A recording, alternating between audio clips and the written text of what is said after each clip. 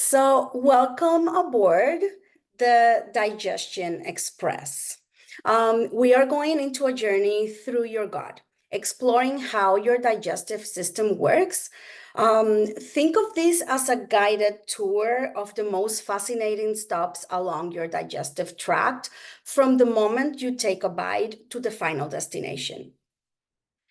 Along the way, we'll uncover how each stop contributes to your health and how you can support your gut for better digestion and overall health. So the first stop, your mouth and esophagus. In this stage of digestion, chewing and saliva starts breaking down carbohydrates, while swallowing moves food to the stomach through the esophagus. Your saliva plays a very important role in digestion. It contains digestive enzymes that break down the carbohydrates in the food. Saliva also can help maintain a balanced oral microbiome through its antimicrobial and nutrient-rich components. Ever feel like food stuck in your chest after a rush meal? That's often due to not chewing enough or eating too quickly. Chewing is also a critical aspect of this first stop of your digestion process. Inadequate chewing increases the size of the food particles that get swallowed, and it makes swallowing harder, potentially leading to that sensation of food stuck in your chest. Slowing your eating pace and chewing well your food thinking. I like to think about it as applesauce consistency to give a tangible example of how the food consistency should turn in the mouth. Taking that small step supports digestion by increasing the surface area where the enzymes in the saliva can act in that food bolus and improve the carbohydrate breakdown before you swallow the food. The next stop is your stomach. Here, the stomach acid and enzymes break food into smaller particles and the digestion of proteins begins. Adequate stomach acid levels create a barrier against pathogens. And reduced stomach acid may lead to bacterial overgrowth and can also impact digestion and cause bloating. Fermented foods can enhance gastric microbial diversity and digestive health, while bitters such as dandelion root, orange peel, fennel seeds, chicory roots, and others can help improve digestion. If you ever felt bloated or burped a lot after eating, it could be your stomach struggling to break down food. Overeating in certain foods like spicy foods or high-fat foods can delay gastric emptying and increase gas production or acid reflux, causing bloating and burping. Smaller portions can help improve stomach motility, and remaining upright after meals prevent acid reflux by reducing stomach pressure. Also, tying back to chewing your food well, that also can help with these if you are feeling this type of discomfort after eating. The next stop is the small intestine. Here, nutrients are absorbed into the bloodstream. It's the small intestine who receives the pancreas, enzymes, and other digestive fluids and delivers bile to help digestion of proteins, carbohydrates, and fats. The small intestine relies on bacteria like the lactobacillus for fiber and complex carbohydrates breakdown. Dysbiosis here is linked to bloating and diarrhea. Deficiencies in digestive enzymes at this stop can also lead to bloating, to diarrhea, and malabsorption of some nutrients. Feeling fatigue after eating, it might be poor absorption in your small intestine, especially if you skip vegetables or eat a lot of ultra-processed foods. Diets low in fiber or rich in ultra-processed foods and added sugars can contribute to postprandial fatigue. Vegetables provide essential nutrients and fiber to enhance digestion. Fiber intake directly influences the microbial fermentation and promotes regular digestion. A general recommendation for fiber would be anywhere between 25 to 30 grams of fiber per day, but this can vary depending person to person and depending on your particular medical history and needs. So an individualized approach to this, especially working with a registered dietitian, would be beneficial to determine how much fiber is really what you need in your particular case. Adding healthy fats to meals can facilitate the absorption of fat-soluble vitamins, which are crucial for energy and immune function as well.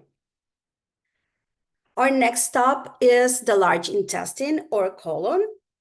Here, the gut microbiome ferments undigested fiber and produces short-chain fatty acids that feed the cells that are inside your colon. The short-chain fatty acids also have an anti-inflammatory effect on the gut. Here is where a lot of our water is reabsorbed as well. A thriving and diverse microbiome is essential at this station, especially. Imbalances in your microbiome can lead to constipation, excess gas, and inflammation. Adding prebiotic foods to your diet is one of the best ways to help your microbiome thrive. Prebiotics selectively feed the beneficial bacteria in your gut, and it promotes this balanced microbiome that will help the short-chain fatty acids production. Do you notice that there is transient mild gas or bloating after eating beans or broccoli? That's your microbiome working hard to ferment the fiber. Foods like beans and cruciferous vegetables like broccoli or Brussels sprouts are high in fermentable fibers, which gut bacteria metabolize and turn into gas and the fatty acids that will feed the cells in your colon. This process supports gut health and can cause temporary bloating. However, if there is excess bloating or discomfort, there are many reasons for that should be addressed individually, but generally, gradually increasing fiber and escalating fiber intake throughout the day can help for your gut to adjust to the fiber that you're taking, it to reduce the excess gas and discomfort. Our last stop is the rectum and the anus. Here, waste products are excreted. Regularity of bowel movements will depend in part on hydration status and microbiome health. Dysbiosis can impact stool consistency and transit time, many times correlated with inadequate hydration and inadequate fiber intake. Do you feel constipated after traveling or eating different foods? Your gut microbiome and hydration are likely out of sync. Travel and dietary changes can disrupt microbial balance, and dehydration affects stool consistency, leading to constipation. So keeping an adequate hydration will help soften your stool, and physical activity will stimulate bowel motility and promote regularity. Stress during traveling or during unpredictable situations can also be a key factor in how regular your digestion process is. Now, let's meet some real people whose gut health journeys show how small, personalized, and consistent changes can make a big difference. Meet Sarah. She's 35 and loves her greens, but every time she eats fiber-rich foods like broccoli or beans, she feels like a balloon. Her bloating left her avoiding meals with friends and dreading her favorite foods. She found relief to her symptoms after slowly reintroducing fiber, probiotic-rich foods options like kefir and yogurt, and supporting her digestion by slowing down when eating her meals. Having soothing teas such as ginger and peppermint tea, and adding joyful movement to her day. This is Tom. At 58, he struggled with chronic constipation and felt stuck in a cycle of laxatives and fatigue. We focus on three basic things: adding fiber gradually with foods like oatmeal and flax seeds, staying hydrated, and getting up from his desk for short walks. He also tried mindfulness exercises, which helped with stress-related gut tension. Tom now enjoys regular, predictable digestion and more energy too. Here is Linda, a busy mom of two who couldn't figure out why she felt so gassy after her favorite meals. Turns out, dairy and spicy foods were the culprits. Once she switched to lactose-free options and practiced mindful portion control, her digestion improved dramatically. Now Linda feels less bloated and more in control of her energy levels. And once you get the slide decks, you will be able to zoom in into a specific interventions that these patients also went through to improve their symptoms. Meet Carlos, a 28-year-old athlete who took antibiotics for a prolonged infection. Afterwards, he noticed bloating and irregular digestion. With a plan that included probiotics, prebiotic foods such as bananas and asparagus, and an anti-inflammatory eating pattern, Carlos was able to experience a significant improvement in his symptoms. Today, he's back to peak performance and he's feeling great. This is Rachel, a high-powered executive who struggled with heartburn, bloating, and irregularity. Her symptoms spiked during busy work days. By incorporating strategies to cope with stress, such as yoga and deep breathing and gut-friendly foods like fennel and ginger tea, Rachel discovered how much stress impacted her gut health. With these tools, she's managing both her stress and her digestion more efficiently. Finally, meet Mark. At 50, his acid reflux was keeping him up at night and making meals unpleasant. By cutting back on acidic foods, eating smaller meals, and elevating his head when lying in bed at night, Mark drastically reduced his symptoms. He even replaced late-night snacking with a relaxing cup of chamomile tea. Now sleep and his mood are much more improved.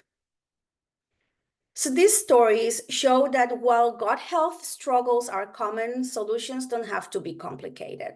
Simple, personalized changes can make all of the difference. Next, we will talk about some practical tips that you can start using today to support your gut health. So this is a daily checklist that I compiled from working with my patients and from research. So one of the first things is hydrate, don't wait. So hydration supports digestion, nutrient breakdown, and absorption. It also supports bowel regularity.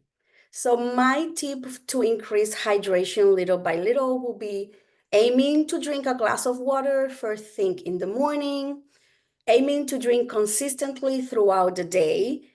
If plain water feels boring, you may add lemon or cucumbers for a little flavor boost. Usually I recommend to drink water consistently throughout the day instead of gulping it down, because it makes hydration and the utilization of water by your body more efficient. Eat more fiber and choose gut-friendly foods. Your microbiome thrives on variety. Include plenty of colorful fruits and vegetables, whole grains, fermented foods like yogurt, miso, or kimchi into your diet. Slow down and savor the flavor. Mindful eating strategies reduce bloating, support digestion, and help you recognize when you are satisfied and have eaten enough. Take time to eat slowly and without distractions. Chew your food thoroughly. Think of applesauce consistency. Try setting your fork down between bites. That simple change, that simple action automatically slows down the pace at what you're eating. Move it, digest it. Incorporate daily physical activity like walking, yoga, light stretching. It's important that you enjoy this movement so you can keep it going long term. Regular movement stimulates digestion, reduces stress, and promote healthy bowel function. Think about movement as a digestive boost and not just as a workout. Breathe your way to better digestion. So stress has a direct line to your gut. To calm your gut, try techniques like deep breathing, such as the 5-5-5 technique, meditation, even 10 minutes can make a difference, yoga, daily walks, whatever relaxes you. Is it reading a book? Is it listening to a podcast? Is it taking a bath? Whatever that helps you calm you down. Sleep tight. Aim for 7 to 9 hours of quality sleep. So your gut works overtime while you're sleeping. So good rest is really important. Things like cutting back on late night snacks or dimming the lights and turning off your electronics an hour before bed can be really helpful to wind down before getting ready to sleep. Listen to your gut. So keeping a food journal and a record of your symptoms can be very useful. It can help us identify triggers and patterns so we can make better intervention decisions and informed decisions day to day. Small and consistent changes lead to a long-term gut health improvement. Take time each week to assess how your gut feels.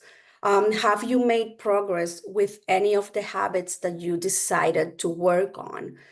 Prioritize which habit you feel would make the most sense or impact. You don't need to take this checklist and decide to work on everything at the same time.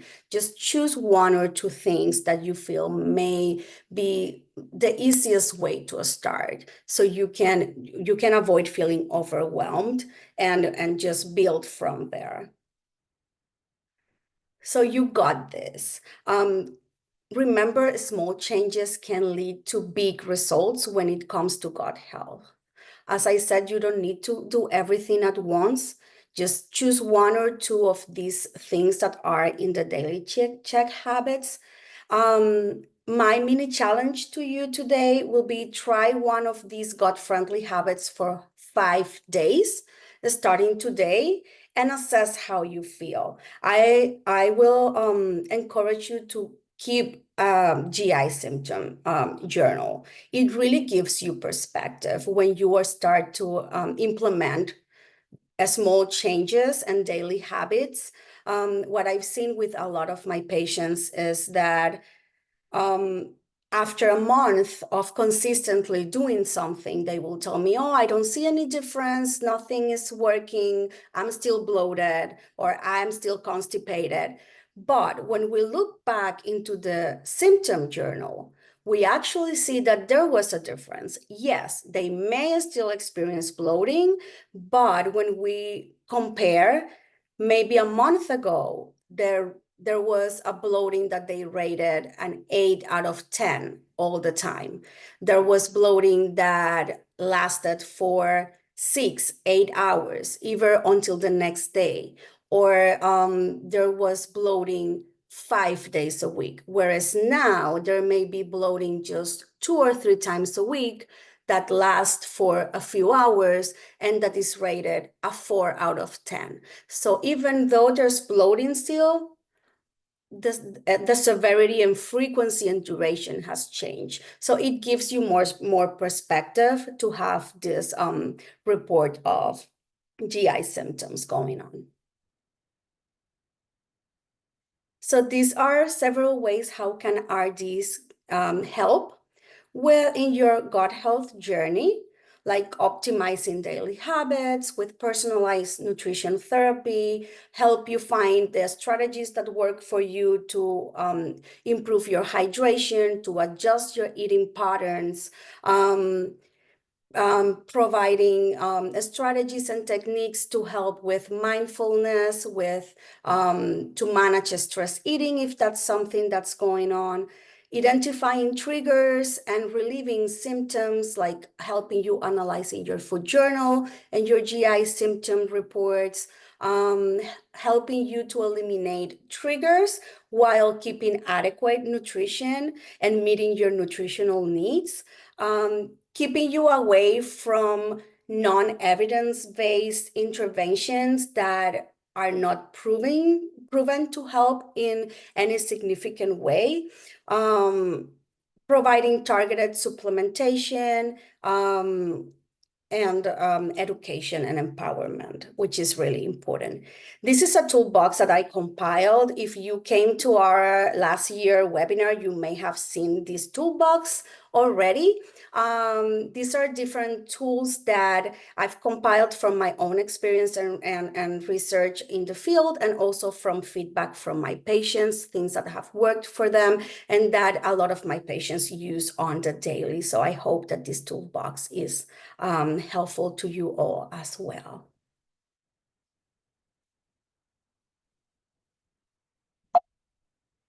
Okay, and thank you. All right. We'll start the Q&A portion of the webinar. Thank you, Nahyeli.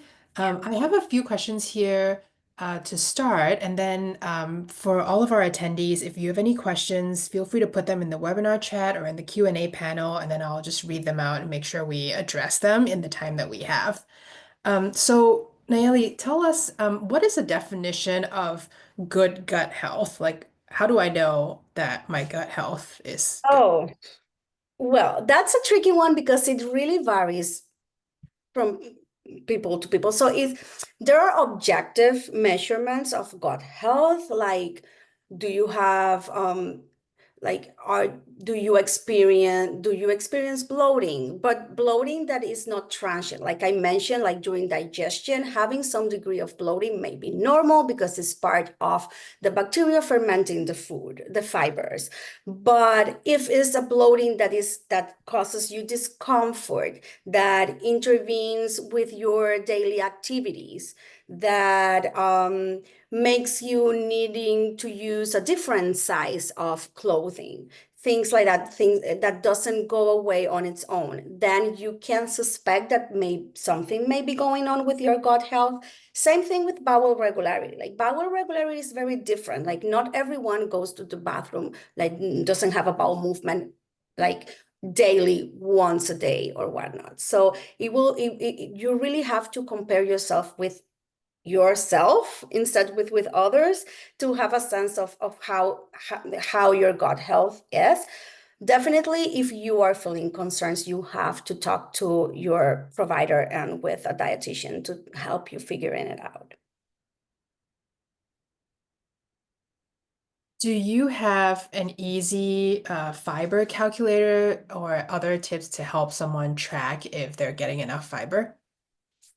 Um, Well, calculator, I would not really. I would say a way where a nice way for you to track how much fiber you may be getting is you can just use any food tracker that's available that will give you the fiber content of what you're eating, and that will give you an estimation at the end of the day, how much fiber you need, really your body tells you in a way, like if you are dealing with constipation and you are not having as many bowel movements, fiber may help if you are starting with a low fiber diet, right? So we need to know your baseline in a sense.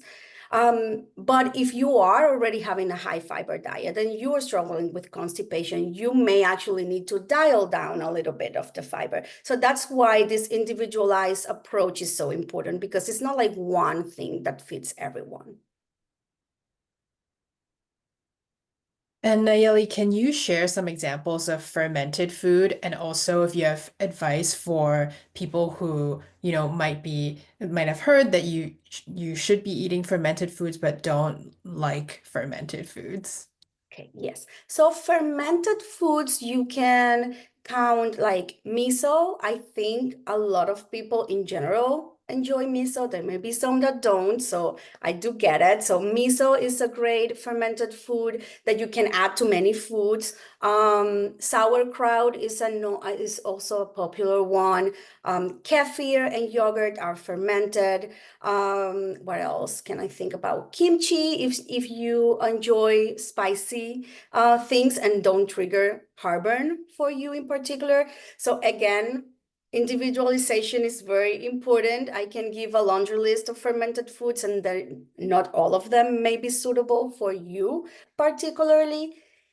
If you don't enjoy fermented foods are just a way to make your microbiome thrive, but it's not the only thing that you can have. You can have high fiber foods. You can have prebiotic foods like garlic or onions or leeks, asparagus, like high fiber vegetables, whole grains, fruits that can also promote your gut health.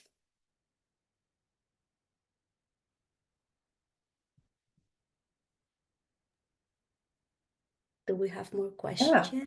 Oh, we have another question here. Are there any negative consequences of having like too much fiber? Is there such a thing? And how do you strike a balance? So yes, definitely there are instances when you can have too much fiber. So for example, there are conditions where a low fiber diet is indicated. Like if there's anyone in the audience that has diverticulosis and has ever experienced a diverticulitis episode, you know, or you may have experienced that low fiber is the indication for it. So that's one thing. Then the other example that I gave earlier, that if you're struggling with constipation and you are eating a lot of fiber already, that may be an indication that you need to dial down your fiber, that you may be having too much fiber at once. So yeah, there is such a thing as too much fiber. Sounds good. We have some strong interest in probiotic supplements. Can you speak about whether you recommend taking probiotic supplements and how should people be thinking about probiotic supplementation? So probiotics are, I would say there is a lot of contradictory information out there, evidence-based. There are no many indications for probiotics. Definitely there is not evidence-based indication for probiotics in like common gut-related complaints like bloating or constipation or diarrhea.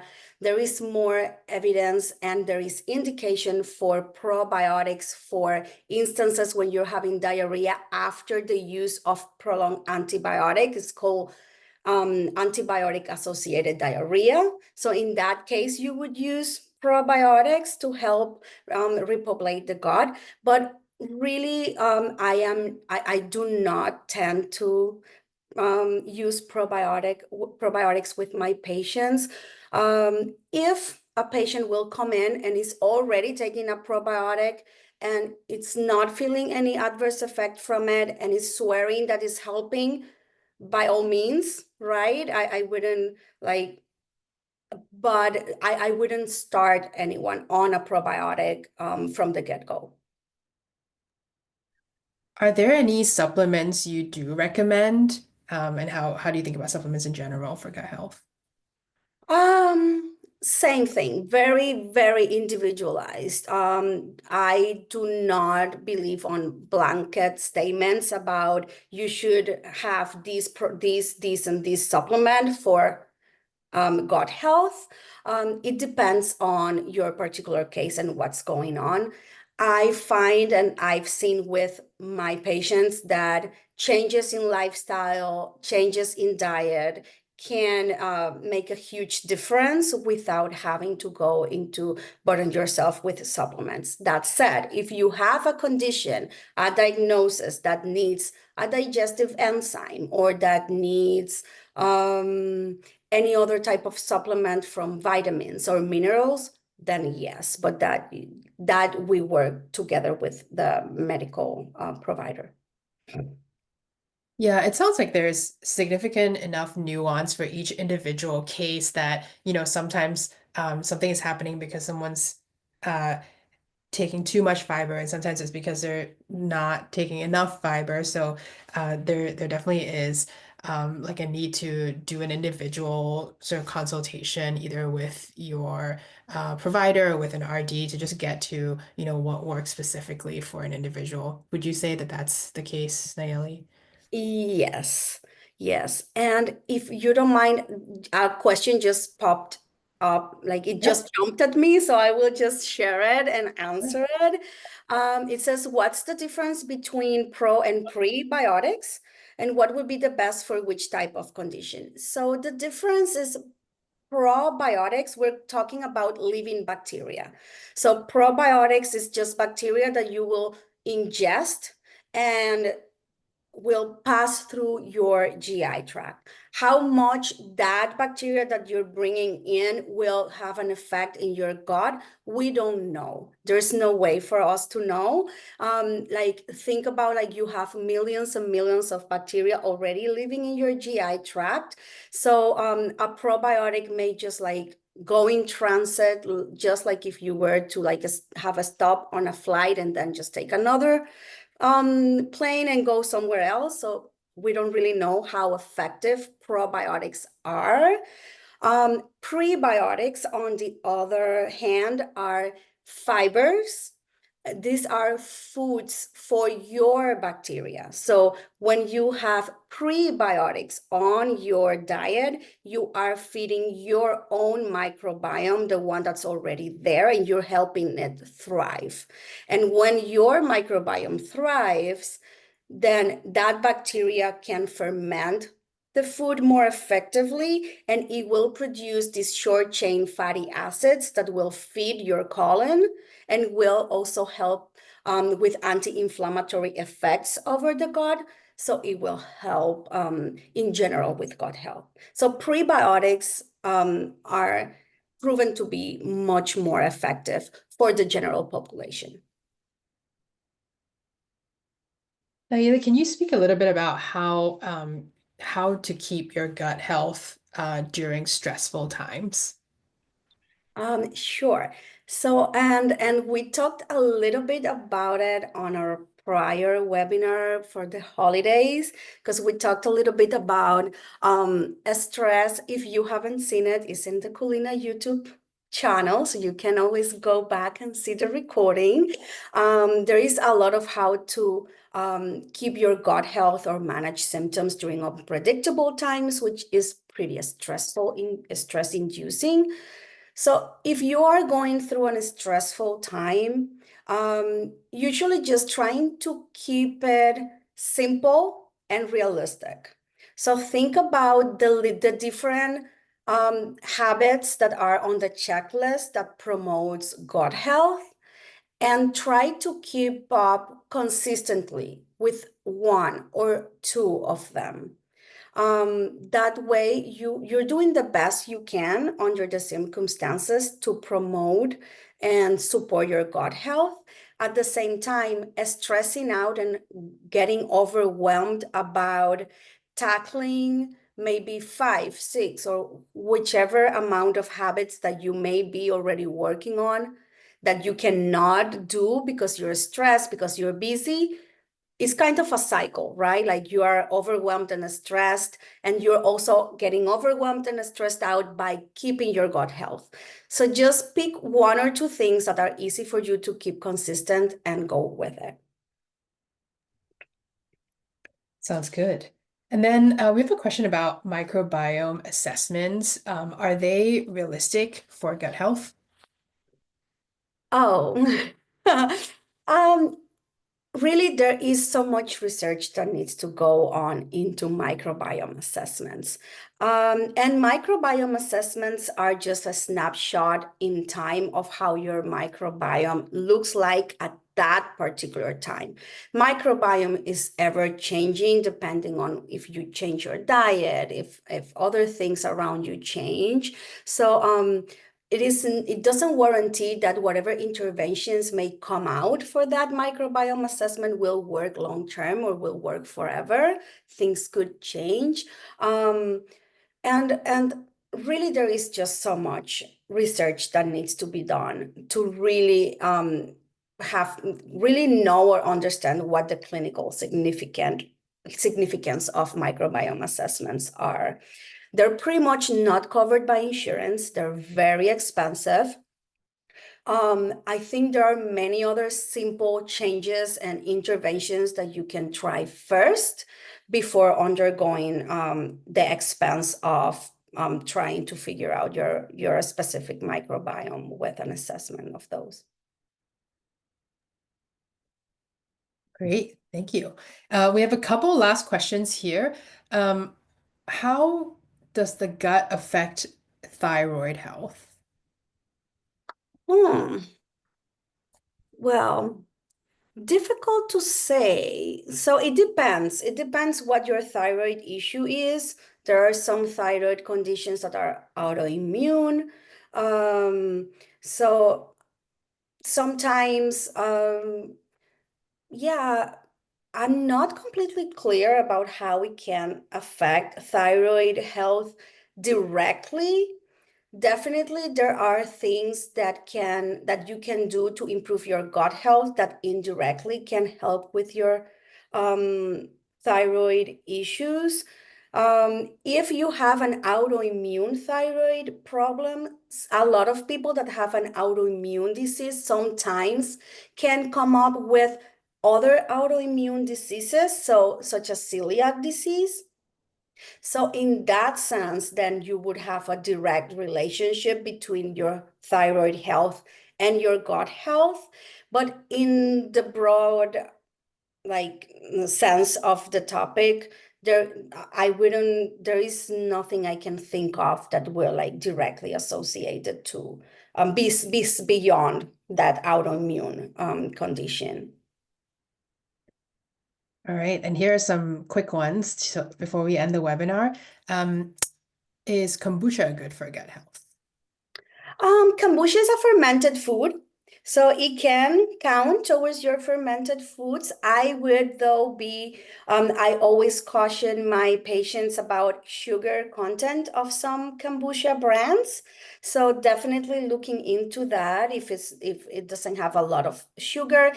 If it doesn't have regular sugar, but it has sugar alcohols added to it, sugar alcohols are a known trigger for GI symptoms like bloating.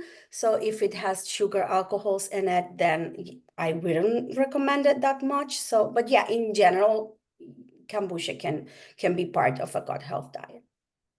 All right, and then last question. What does adding magnesium do to help support some ongoing gut health issues? So it will depend. Most often we use magnesium citrate, which is a magnesium that we know promotes bowel movements. So if someone is undergoing constipation, we could use magnesium citrate to help with that. However, it's not indicated for long-term use. So it will be like a short-term type of intervention. And we would also see if there were, we will exhaust other interventions first before getting into the magnesium part. All right. Well, everyone, we're running out of time, so we have to end the webinar here. There were so many questions that were asked that we didn't get to.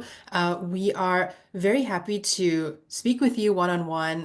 When you get the email with the recording, there'll also be a link to sign up. It's very likely that if you have a health insurance plan, your health insurance plan is going to cover your visit, and we can chat with you one-on-one on your specific gut health concerns and see how we can support you on your health journey. So we thank you so much for coming to the webinar today, and thank you so much for your questions. We're sorry we couldn't get to every one of them, but we hope to be able to continue to support you, whether here or elsewhere in some of our other resources, and of course through visits with our registered dietitians.